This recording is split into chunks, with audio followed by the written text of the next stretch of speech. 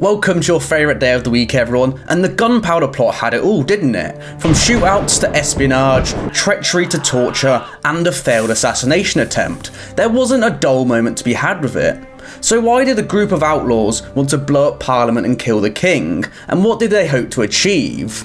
Join us today as we find out how 13 conspirators almost changed the course of history forever and made firework companies extremely rich.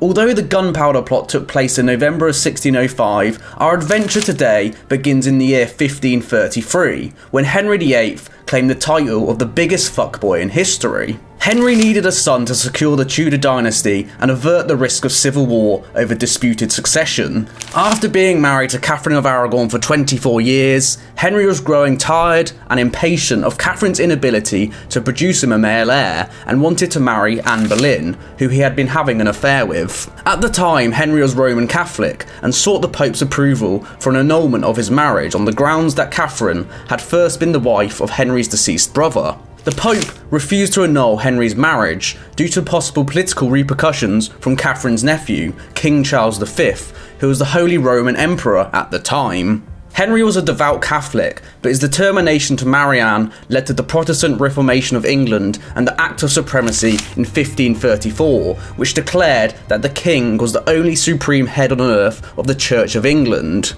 If you refused to acknowledge the king as such, it counted as high treason and was punishable by death. Henry was excommunicated by the Pope for his divorce to Catherine, and the Reformation led to decades of religious tensions in England between the Catholics and Protestants.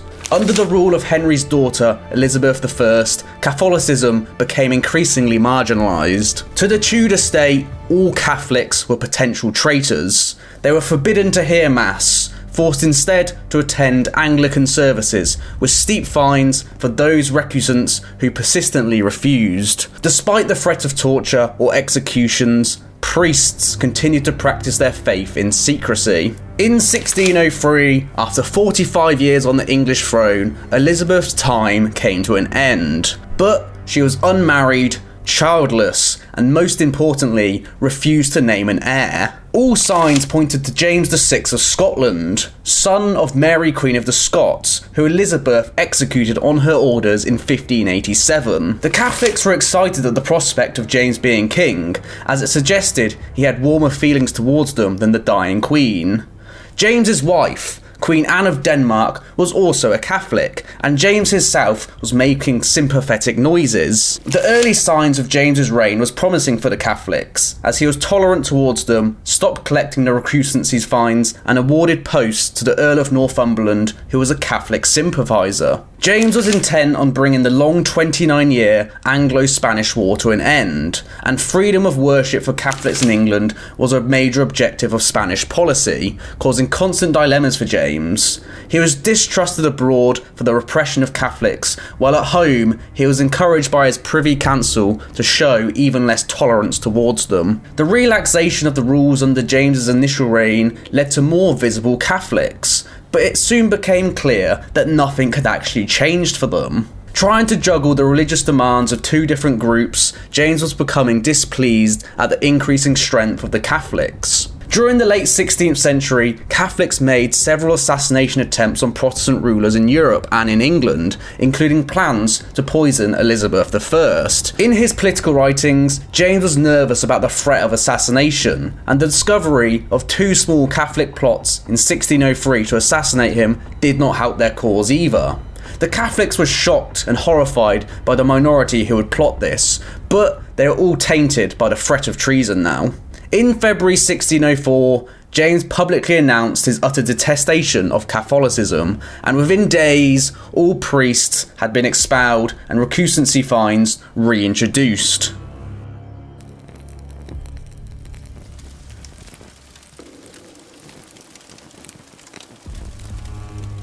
So the stage is set. For years, the Catholics have been mistreated, fined, tortured, and even executed for practicing their faith, with most forced to live double lives in order to avoid conviction.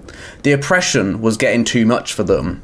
Enter onto the scene our first conspirator and mastermind behind the Gunpowder plot, Robert Catesby. Catesby was a devout Catholic who knew the price of faith. His father had been imprisoned for harbouring a priest, and he himself had to leave university without a degree in order to avoid taking Protestant oaths.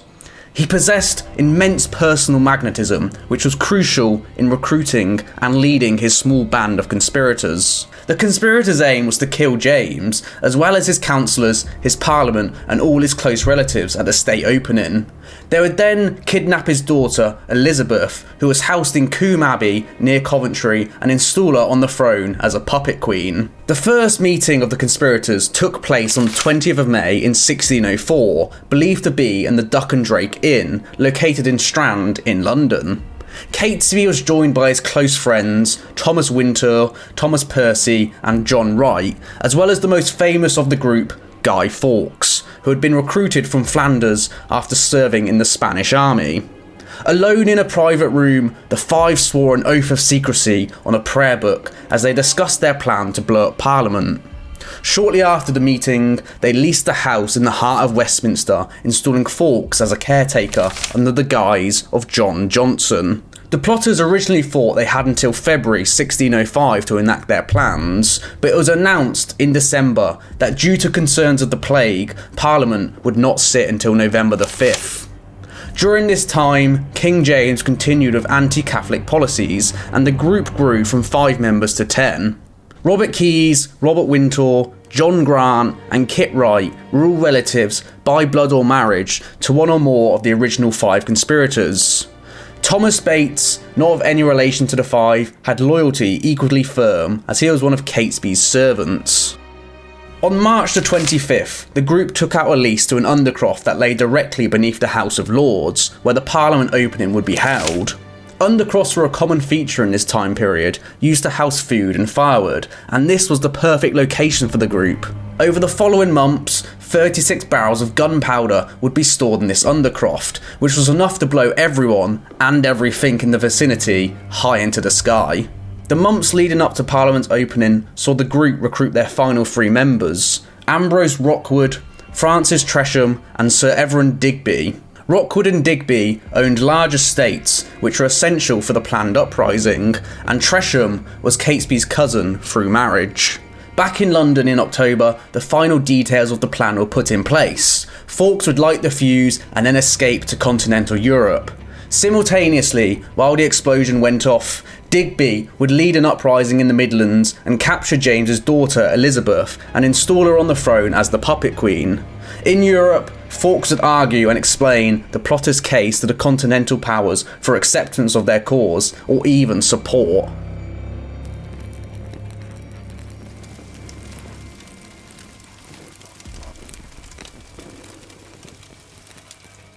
So the plan had been put in motion, and upon the opening of Parliament, Guy Fawkes would light 36 barrels of gunpowder situated in the undercroft to the first floor and blow all of Parliament to hell. The design of Catesby was sound, and it seemed like the Catholic uprising would take England by storm. But this all changed on one night on the 26th of October when Lord Monteagle, brother-in-law to the conspirator Tresham, received a letter from an anonymous source. The letter is quite a mouthful, so bear with me as I go through it, but Lord Monteagle was unsure of what it meant. "My lord, out of the love I bear to some of your friends, I have a care of your preservation. Therefore, I would advise you, as you tender your life, to devise some excuse to shift your attendance at this Parliament. For God and man have concurred to punish the wickedness of this time. And think not slightly of this advertisement, but retire yourself into your country, where you may expect the event in safety. For though there be no appearance of any stir, yet I say they shall receive a terrible blow this Parliament, and yet they shall not see who hurts them. The council is not to be condemned because it may do you good, and can do you no harm, for the danger is past as soon as you have burnt the letter, and I hope God will give you the grace to make good use of it, to whose holy protection I commend you." So as mentioned, Monteagle was unsure of this cryptic crossword clue and what it all meant. But you, the lovely viewer who has made it this far in this video, and I thank you for it, would understand the intentions perfectly. They planned to blow up Parliament and they didn't want their Catholic friends there. Monteagle, unsure of this letter, handed it to James's first minister, Robert Cecil, the Earl of Salisbury. Cecil convened with the king upon the letter's meaning, and James immediately seized upon the word blow and felt that it hinted at some stratagem of fire and powder, perhaps an explosion similar to how his father was killed. One of Monteagle's servants also warned the plotters that this letter had now reached the king's hands. Catesby suspected it was Monteagle's brother-in-law, Tresham, behind the letter and confronted the recently recruited conspirator. Tresham managed to convince them that he had not written the letter, but urged them to abandon the plot. The conspirators continued on with their plan, and on November the 4th, Percy met with his patron, the Earl of Northumberland, to see what repercussions Monteagle's letter had caused. With no apparent danger, they pressed on with their plan, and Catesby, Wright and Bates set off for the Midlands, and all seemed well. However, it wasn't. Robert Cecil thought the best results from receiving this letter would be to strike at the last minute. Cecil was already aware of certain stirrings before he received the letter, but did not yet know the exact nature of the plot or who exactly was involved. He did now. He ordered the search of the buildings in and around Parliament on November the 4th, where they found a large amount of firewood in a certain undercroft. They found the serving man there, who was presumed by historians that this man was Guy Fawkes, who said that the firewood belonged to his master, Thomas Percy, who was another one of the conspirators. They left back to report their findings, and the name Thomas Percy aroused further suspicion, as he was known to be a Catholic agitator. The king ordered a more thorough search of the croft, and at midnight the plot was up. They found Fawkes and arrested him immediately, where he gave his name as his alias, John Johnson. He was carrying a lantern, and a search of his person revealed a pocket watch to time the gunpowder, several slow matches and touchwood. 36 barrels of gunpowder were then discovered hidden under piles of firewood and coal. Fawkes was taken to the king on the morning of the 5th of November. When asked by one of the lords what Fawkes was doing in possession of so much gunpowder, Fawkes answered that his intention was to blow you Scottish beggars back to your native mountains, and he insisted he acted alone. The news of John Johnson's arrest quickly spread around London, and the plotters who remained there quickly fled up north to warn their co-conspirators. James was impressed by Fawkes' silence and described him as possessing a Roman resolution, and by November the 6th, he approved the use of torture to extract the names of his co-conspirators. In a letter of the 6th of November, James wrote, "The gentler tortures are to be first used onto him, and thus by steps extended to the bottom depths, and so God speed up your work." Fawkes was almost certainly subjected to the horrors of the rack, and in the following days his composure broke as he revealed the plan to put Elizabeth on the throne and the names of the co-conspirators. His signature of the signed confession shows what a broken man Guy Fawkes was, as it's barely an evident scrawl. Back in the Midlands, the plotters raided Warwick Castle for supplies and weapons, and by now were wanted men. They rode to Holbech House in Staffordshire to hold in a final stand, but upon arrival they discovered their gunpowder was damp and wet. They laid it in front of the fire to dry it, but in ironic circumstances there was an actual gunpowder explosion, just not the one they had planned. John Grant was blinded by the explosion, rendering him useless in their last act. 200 men, led by the Sheriff of Worcestershire, led the assault on the morning of November the 8th. The battle was short, and Catesby, the Wrights, and Percy died from their wounds. Thomas Wintour, Rookwood, and Grant were captured, with 5 others remaining at large. By December of that year, only one man, Robert Wintour, remained free, but was soon captured in the new year. Francis Tresham died of illness in the Tower in December of 1605, escaping the punishment the rest faced. And on January the 27th, 1606, all 8 were found guilty of high treason. The punishment for treason was grim. They would be hanged until half dead, upon which their genitals would be cut off and burnt in front of them. Still alive, their bowels and heart would be removed. Finally, they would be decapitated and dismembered. Their body parts would be publicly displayed, eaten by birds as they decomposed. Digby, Robert Wintour, Bates and Grant were executed on the 30th of January, with Thomas Wintour, Rookwood, Keyes and Fawkes dying the next day. Fawkes, however, managed to avoid the agony of the execution by breaking his neck on the hangman's noose. His lifeless body was nevertheless quartered, and as was the custom, his body parts were then distributed to the four corners of the kingdom to be displayed as a warning to other would-be traitors.